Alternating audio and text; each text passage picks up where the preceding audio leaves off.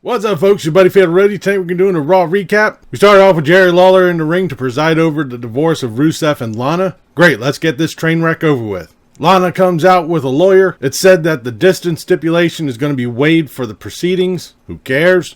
Rusev comes out. Lana runs her mouth ad nauseum. Rusev says, let's just get to the point and sign the papers. Then they fight over their damn dog. Jesus Christ. Lana signs the papers. Rusev goes to sign but says he wants one last thing first. Lana runs her mouth about having sex with Rusev. Who cares? Rusev wants one last match with Bobby Lashley. This, of course, brings out Lashley. He says that this whole thing is ridiculous. Yeah, it is. He says after the divorce, he's going to be marrying Lana. Again, who cares? Rusev says, go ahead. She's bad. He signs the papers. Lashley attacks Rusev, but Rusev is able to fight back, slamming Lashley through a table. I wonder if this is going to be foreshadowing their match at TLC. Oh, for God's sake.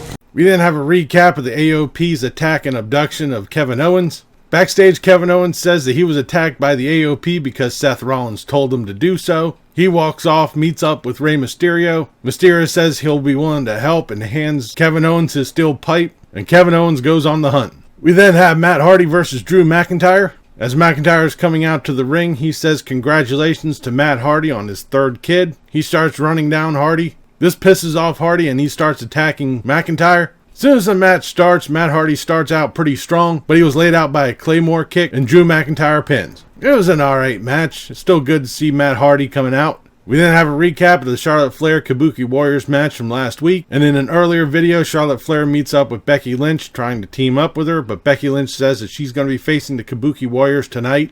Why? We then have the Viking Raiders come out. They say that they've been looking for worthy opponents. Then stop fighting jobbers. Duh. They issue an open challenge, which is answered by the Street Profits. They come out, running through the crowd.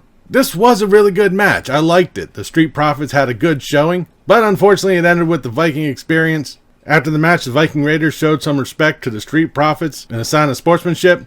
Good on them. In the middle of all of this, Seth Rollins comes out. He says he's got to get something on his chest, and if the Street Profits and the Viking Raiders want to stick around, so be it. But unfortunately, the Street Profits and the Viking Raiders just said, hey, see ya, we're out of here. Rollins says he has some unfinished business with the AOP and wants a fight, calls him out. Kevin Owens comes out, calls out Seth Rollins on his bullshit. On the Titantron, the AOP pull up in their van.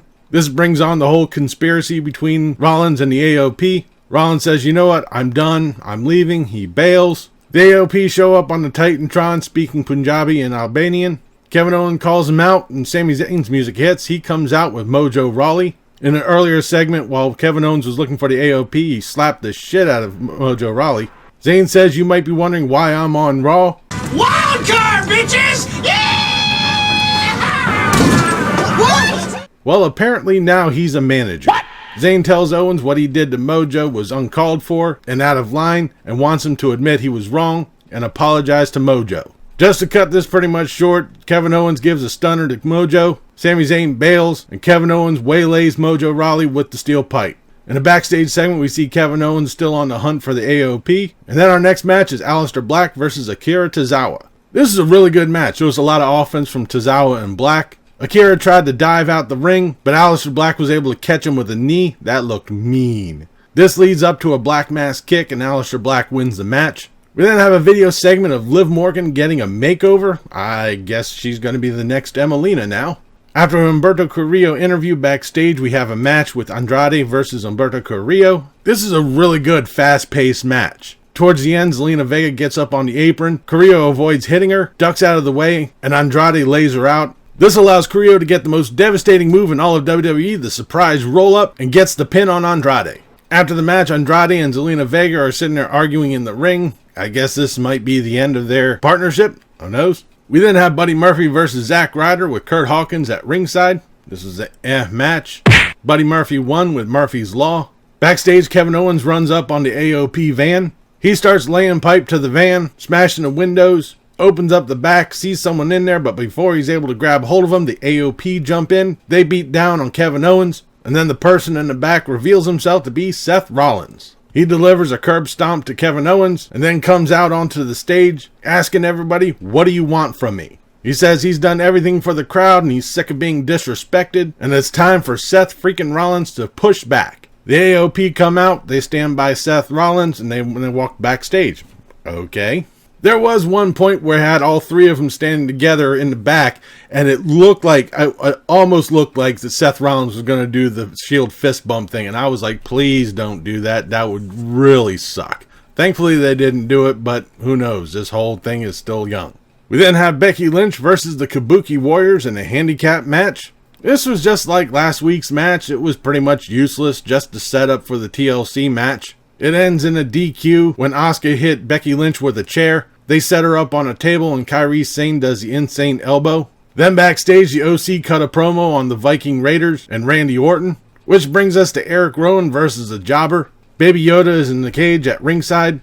As soon as the match starts, the Jobber bails, grabs a cage, runs up to the stage, drops the cage, and hauls ass. Eric Rowan runs up to the cage. The Jobber runs it back into the ring, trying to get Eric Rowan counted out, but it don't. Eric Rowan runs back into the ring, obliterates the Jobber. The referee stops the match, which doesn't stop Eric Rowan because he still continues to beat down on the Jobber. Okay, we still don't know what's in the cage. We then have the Monday after the weekend update with the Street Profits. What the fuck? What the fuck? The Street Profits hype up the TLC matches. This was a fucking waste of time, which we'll get on to later. We then go to our main event, AJ Styles versus Rey Mysterio for the United States Championship. Partway through the match, the OC come out to ringside.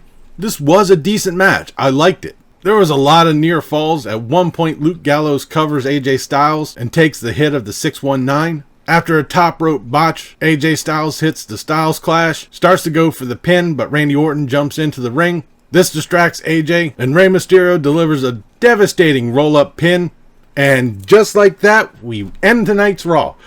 Nothing. USA just cut the feed because it came up to 11 o'clock.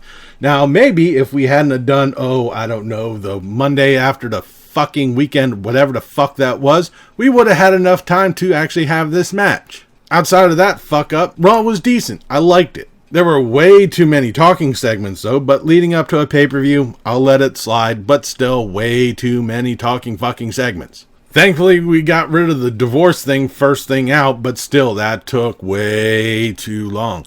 The best match I probably would say would be the Alistair Black Akira Tazawa. I know that was probably like a throwaway match, but I actually liked it. But that'll do it for this episode of Raw Recap. I'll be back later this week for the SmackDown review. Leave a comment down below what you thought of tonight's Raw, what you thought about this video. If you liked it, please give me a thumbs up. Don't forget to share and subscribe. I've been Fatalroadie. You've been awesome. Thank you very much for watching. And remember, if it's too loud, you're too old. See ya.